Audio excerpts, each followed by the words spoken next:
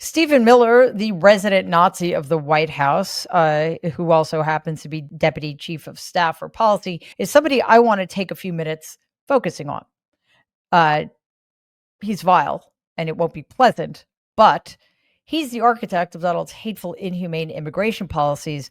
And he tragically is somebody Donald has imbued with a tremendous amount of power. So let's start on a light note. Not that there really is such a thing when it comes to Stephen Miller, but hey, we take our pleasures where we can get them.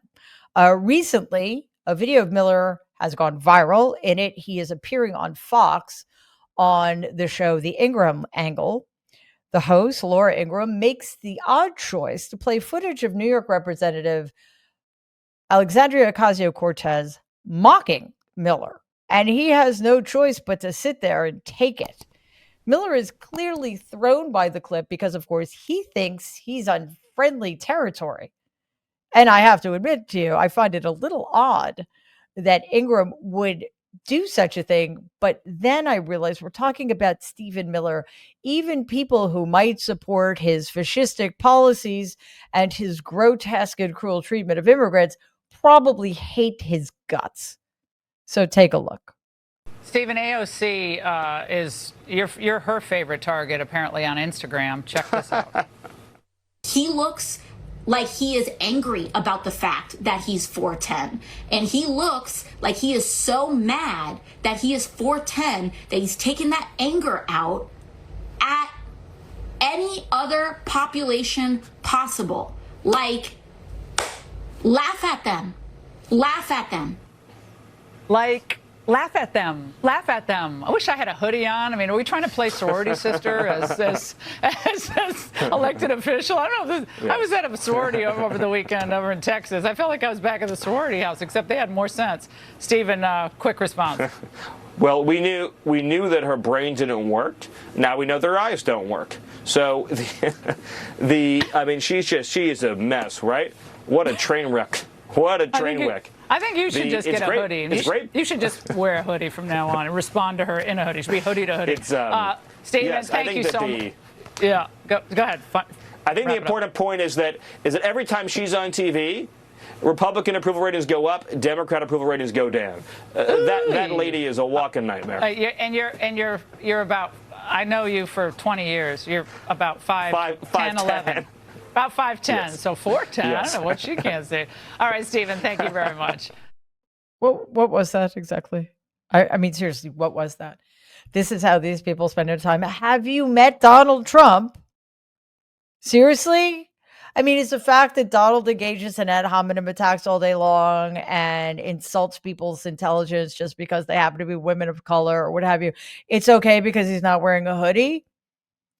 And I know, I don't, as you have probably noticed, I don't believe in ad hominem attacks. I don't care how tall or short or thin or overweight or bald or what color. I don't care what color your hair is. That is not a legitimate way to mock somebody, in my view.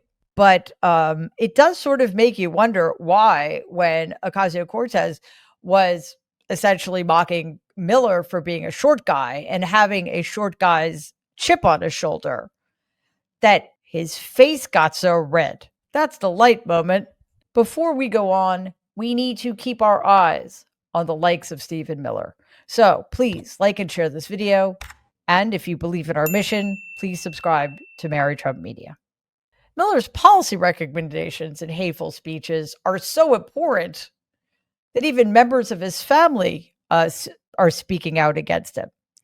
I personally know absolutely nothing about such a thing. So I'm going to have the Daily Beast tell you.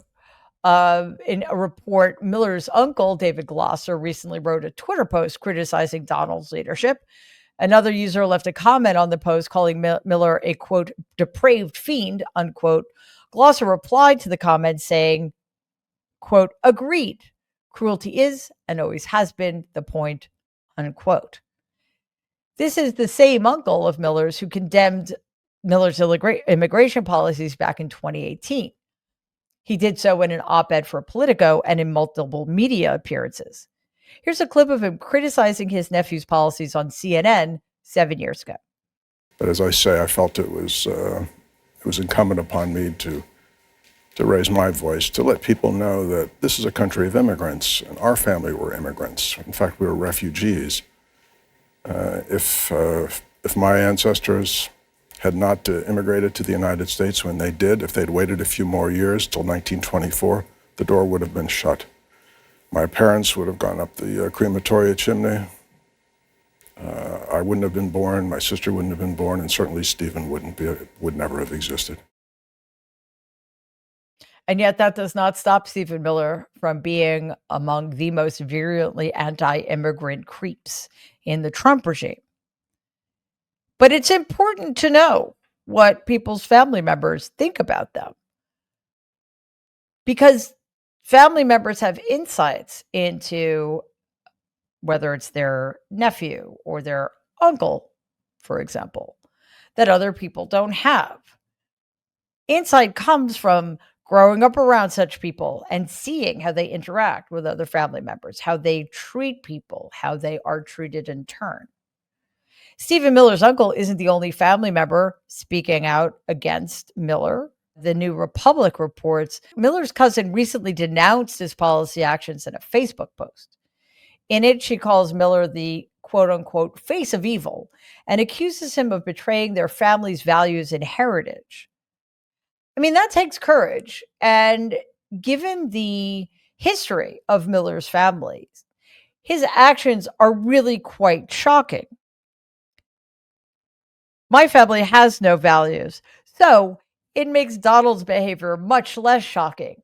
But imagine coming from a family like Miller's that would have died wholesale in concentration camps if they had not been able to come to this country during World War II.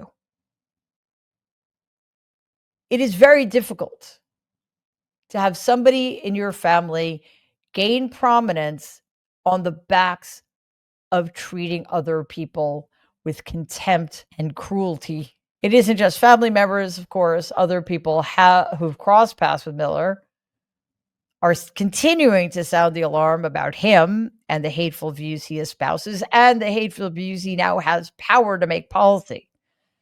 This past summer, The Independent reported that a former high school classmate of Miller's, Cynthia Santiago, is now fighting against Stephen Miller's deportation agenda in court.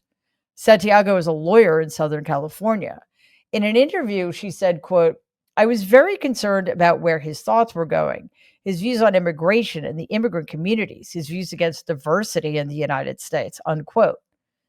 Santiago is herself a daughter of immigrants, and she won the race for Santa Monica High School class president the same day Miller lost his bid for class speaker.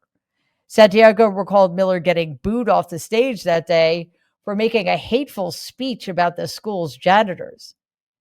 Just to put all of this in context so you understand just how long-standing Stephen Miller's despicable contemptuousness extends, we have a clip from that speech here. Take a look. Am I the only one who is sick and tired of being told to pick up my trash? And we have plenty of janitors who are paid to do it for. He's so charming, and he's so easy on the ears. Stephen Miller is a tiny man, and I mean that metaphorically speaking. He is insecure and has absolutely no conscience.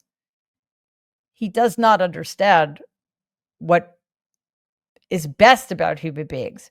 Two qualities he completely lacks: empathy and kindness.